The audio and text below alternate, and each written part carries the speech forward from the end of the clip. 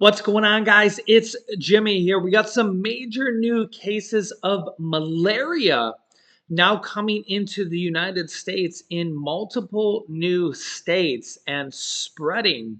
I'll give you the details here on that. Also, we have multiple new states weighing, charging you by the mile as you drive as fuel taxes plummet.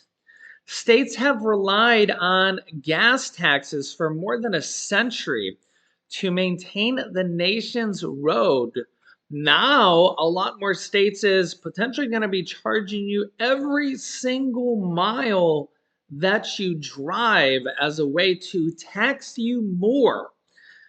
Yeah, this is I don't know. You can let me know your thoughts here on this, but a lot of different states now switching over to this. Take a look here or considering this. Yes, states are looking for ways to keep the funds coming in order to maintain the nation's roads. Gas taxes have been used for more than a century for the purpose. The problem that has developed is those taxes are generating less each year due to inflation, fuel efficiency, and the rise of electric cars. States are experimenting with various ideas that could eventually replace those taxes. One proposal that seems to be gaining in popularity would be to charge drivers by the mile instead of by the gallon, or maybe both. Other ideas that have been presented include taxing electricity from public vehicle charging stations, maybe in addition as well. Another is to tack charges onto door-to-door package deliveries. Anything to get a buck out of the consumer, right? States are now weighing whether to start making the programs mandatory as well. Yeah, you can see here Evan Burrows, who touts the virtues of an Oregon pilot program that charges motorists by the distance their vehicle travels rather than the gas it uses, displays a tracking device the program uses. Uh, yeah, Big Brother tracking us every mile. Is this something that we want?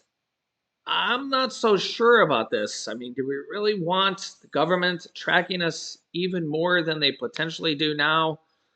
You can let me know your thoughts here on this in the comments, but yikes. And if they make this mandatory, this is not something I'm a fan of. You can let me know your thoughts here in the comments, but you can see they're already testing this in Oregon. Wow. Yeah, you can actually see they began testing this in 2015, believe it or not. Oregon began testing a pilot program by charging motorists by the distance their vehicle travels rather than the gas it guzzles. To participate, drivers plugged in a device in their vehicle and created an account to capture mileage data. Also, some insurance companies do this too. Let me know if you participated in the insurance companies' programs like this. The federal government is about to pilot its own program as well, funded by $125 million of President Biden's infrastructure measure that he signed in November 2021. So far, 3 states are ready. Oregon, Utah, and Virginia are generating revenue from road usage charges, charging you by the mile. Oregon, Utah, and Virginia. Wow. Hawaii will join them next. Hawaii already a high cost of living state. Last year, Colorado began adding a 27-cent tax to home deliveries from Amazon. Wow, that is very interesting, and those will add up to home deliveries from Amazon and other online retailers as well to help fund transportation projects. Other states have been testing electronic toll systems as well. Electric car systems in the US rose from just 0.1% of total car sales in 2011 to now almost 5% of car sales in 2021. I don't know if we have 2022 data, According to data, US electric car sales increased 65% in 2022. You can see the headline here. Tesla continues to dominate, and approximately 5.7% of total US car sales were fully electric cars in 2022. That does not include hybrid cars, so that would be even more than 5.7% as well. And if you didn't see my video here about the electric grid failing here in multiple different states, I'll link you to that video here. We have a major electric grid problem, and as well, now over 5% of cars are electric here in the United States, or being produced, and more going forward, and hybrid cars as well. I mean, our demand for more electricity is only growing bigger and bigger. We already have an electric power problem. You can let me know your thoughts here in the comments. This is just going to be more and more of a problem going forward. Also, a major U.S. health alert over malaria. Cases already in Florida and Texas, and will be spreading here even more. You can let me know your thoughts here. Here's the details. At least you'll know about this ahead of time, as this is now in the United States. You can see the details here. Florida and Texas are now seeing some locally acquired cases of malaria. The first spread of the mosquito-transmitted disease inside the U.S. in 20 years. Officials warn in a health alert. Active surveillance for more cases is continuing. The Center for Disease Control's, the CDC, says. The risk of catching malaria in the U.S. remains low for now, but this is just starting.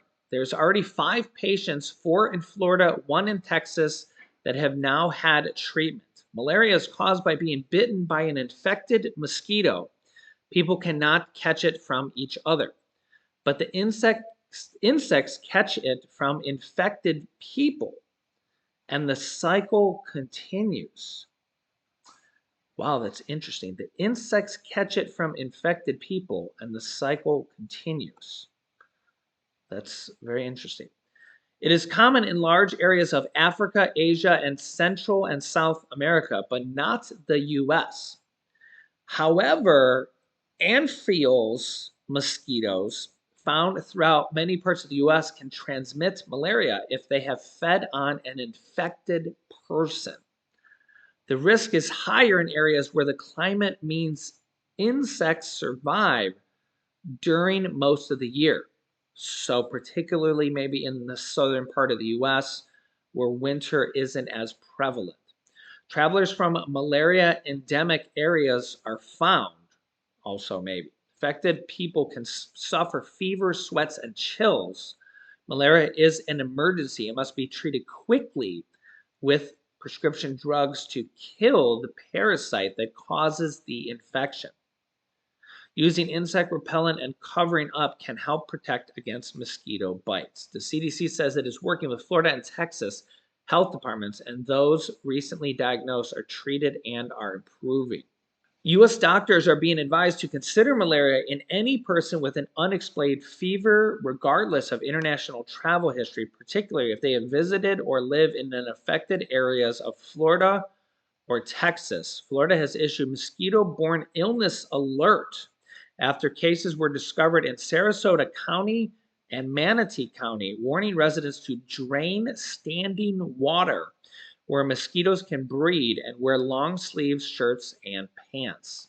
I also could see maybe other states like maybe Mississippi or Georgia or other similar areas potentially having this happen. You could let me know your thoughts here in the comments. We'll see what happens. I mean, again, just take precautions. We'll see what happens. Summer's just getting started, and if you're in areas like that, beware of mosquitoes. I remember, we had the Zika virus in the past. Yeah, I remember my wife was actually pregnant when that was a risk. So we'll see what happens. Let me know your thoughts here in the comments. I'll keep you up to date.